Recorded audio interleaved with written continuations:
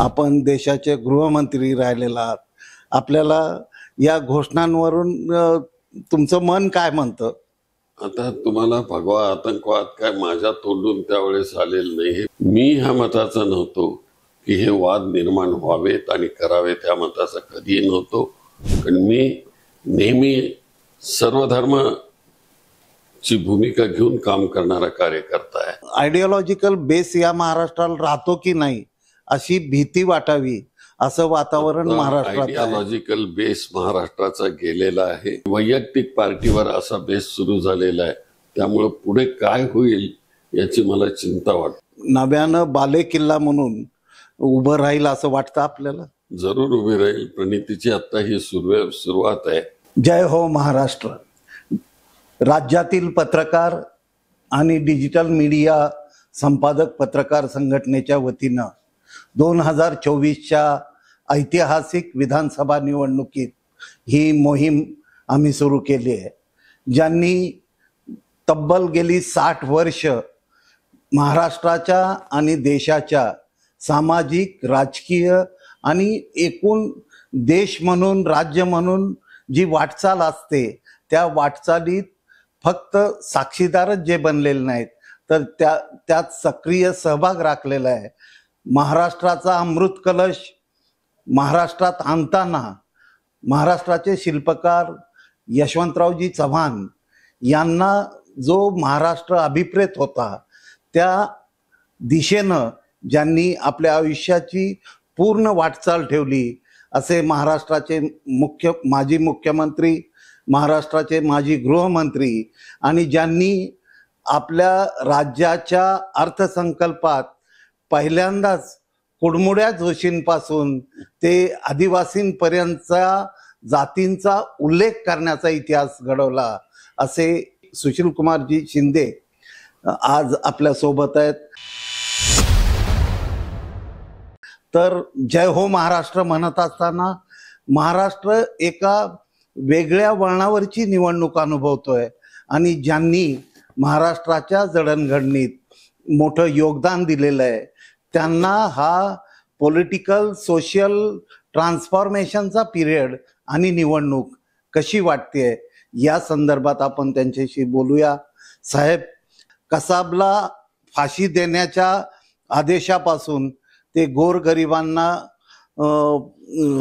पुनरुज्जीवन असो किंवा त्यांचं उत्थान असो हे करण्यासाठी आपण अर्थसंकल्पात केलेली तरतूद, हे संदर्भ आणि आजची निवडणूक याकडं तुम्ही कसं पाहता? मला मी पाहतो आता पार्लमेंटच्या निवडणुकीपासून आपल्या महाराष्ट्रात जे एक सर्वधर्म समभाव होता आणि विशेषतः शिवाजी महाराज,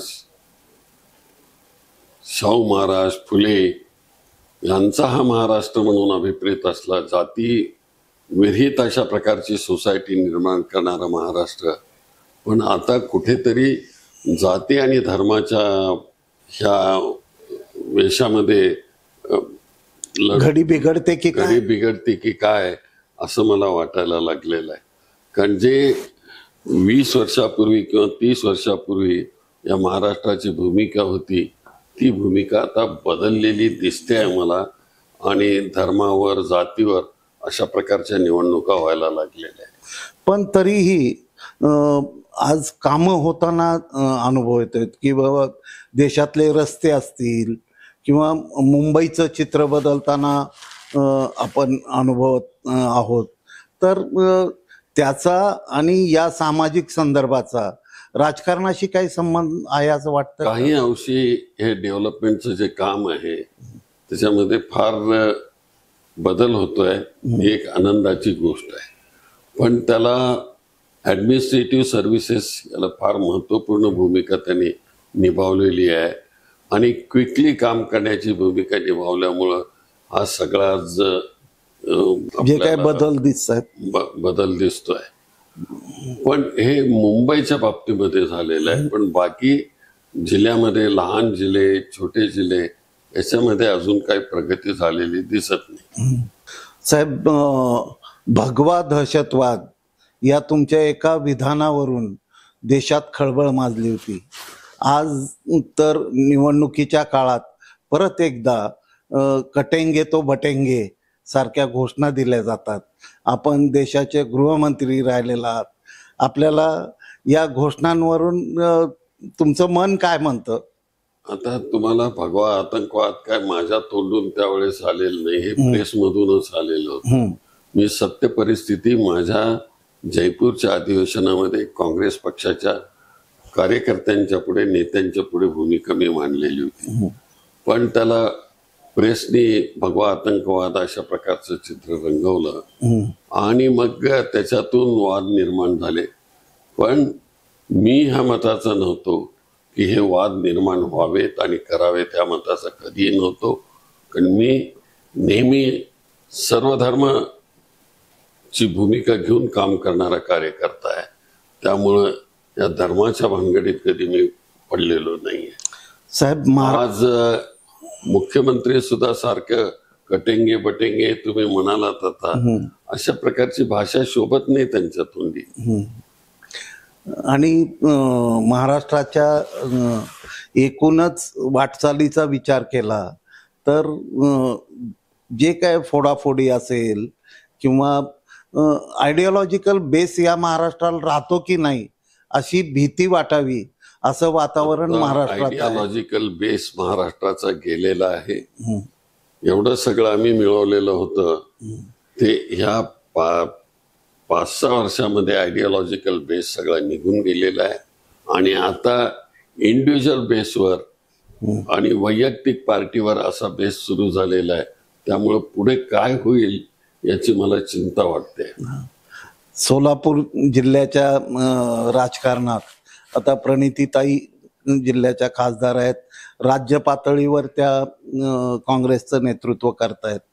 तर एकूणच जिल्ह्याचं जे सोलापूर जिल्ह्याचं जे राजकारण आहे, आज काँग्रेस नव्यानं बालेकिल्ला म्हणून उभं राहील असं वाटतं आपल्याला? जरूर उभी राहील. प्रणितीची आता ही सुरुवात आहे.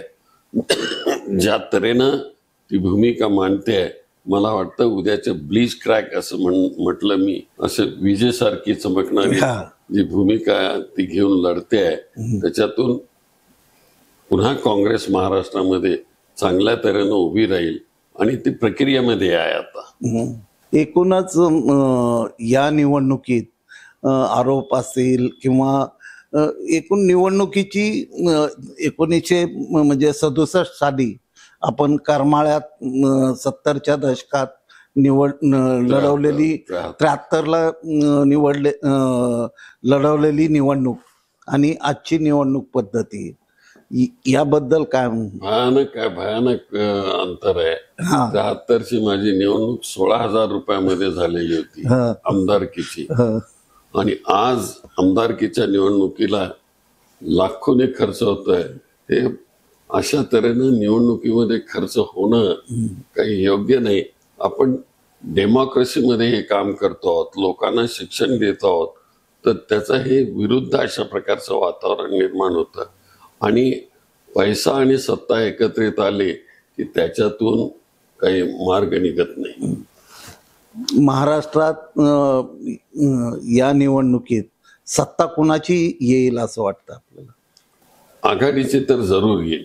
कारण ज्या तऱ्हेनं आघाडी आमची स्थापित झालेली आहे त्याने प्रामाणिकपणाने लोक काम करतात चोकडे, आणि ह्याच्यामध्ये चांगलं नेतृत्व आहे. आमचे महाराष्ट्र प्रदेश काँग्रेस कमिटीचे अध्यक्ष पटोले आहेत, शरदचंद्रजी पवार ज्यांचा अनुभव खूप मोठा आहे. या राज्यामध्ये 4 वेळेस ते मुख्यमंत्री राहिले, भारत सरकारमध्ये राहिलेत. लोकांची नाडी माहिती असणारा नेता म्हणून त्यांना ओळखलं जातं. आणि उद्धव ठाकरे एक समंजस अशा प्रकारचं नेतृत्व देण्याचं काम करतायत. मला वाटतं की या तिघांची मिळून जी आघाडी आहे ती या महाराष्ट्रामध्ये राज्य करेल. साहेब, तुमच्या पिढीतल्या नेत्यांनी, अगदी बाळासाहेब ठाकरे तुमचे मित्र होते, शरद पवार तर मित्र, आणि त्यांच्या बोटाला धरून तुम्ही राजकारणात आलात असं वारंवार सांगत असता. परंतु जिथं राजकारण असायचं तिथं आपण एकमेकावर तुटून पडायचा. आज तुमच्या पिढीनंतरची तिसरी पिढी ठाकरेंची असेल, शरद पवारांची असेल, परंतु एकूण या पिढीतले नातेसंबंध, राजकीय नातेसंबंध सगळं बिघडलेलं दिसतं.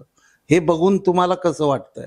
नाही, बिघडलेलं आहे, पण काही मेंटेन करतात. आमच्या याच्यामध्ये आता कालच्याच मीटिंगमध्ये खरं म्हणजे इथं येणार होतं, पण मला जरा प्रकृती ठीक नसल्यामुळं काल येऊ शकलो नाही. तर इथे उद्धव ठाकरेंनी इथे काय वेडवाकडे ते बोलले नाही. तिकडे पंढरपूरला शरदचंद्रजी पवार तेही काय बोलले नाही, आणि पटोले तर ते काय सगळ्यांचं एक चांगल्या तऱ्हेचं वातावरण, त्याच्यातून ते पार्टी घडवतात. अशा प्रकारचे नेते इथे एकत्रित असल्यामुळं मला वाटतं महाराष्ट्रामध्ये हीच आघाडी सत्तेवर येईल. साहेब, काका पुतणे हे नातं म्हणजे महाराष्ट्राच्या राजकारणात खूपच गाजतं. मग शरद पवारांचे काका पुतणे असो किंवा अजित पवारांचे काका पुतणे असो, किंवा जिथं प्रणितीताईंनी प्रतिनिधित्व केलं विधानसभेत, त्या मध्ये महेश कोठे आणि देवेंद्र कोठे या काका पुतण्यांचा असो, तर या मध्य विधानसभा मतदारसंघात की जिथं प्रणितीताईंनी कुठंही तुमची मदत न घेता प्रसंगी हा मतदारसंघ उभा केला, त्या मतदारसंघाच्या निवडणुकीकडे तुम्ही कसं पाहता? नाही, इथं परत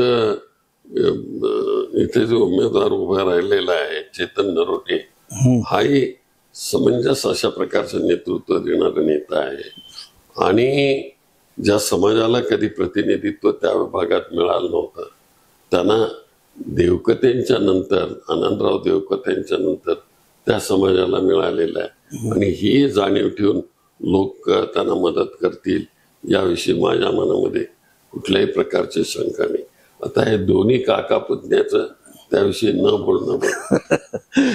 साहेब, लेक माझी लाडकी सारख्या योजनाचं खूप मोठ्या प्रमाणात मार्केटिंग होत आहे, तर याचा काय महाविकास आघाडीच्या परफॉर्मन्सवर परिणाम होईल असं वाटतं? नाही, याचा परिणाम बिलकुल होणार नाही, कारण ही निवडणुकीपुरती सगळी ही पब्लिसिटी आहे, आणि ज्या तऱ्हेने हे सगळं बोलतात त्याच्यातून काही चांगलं निघेल असं मला वाटत नाही.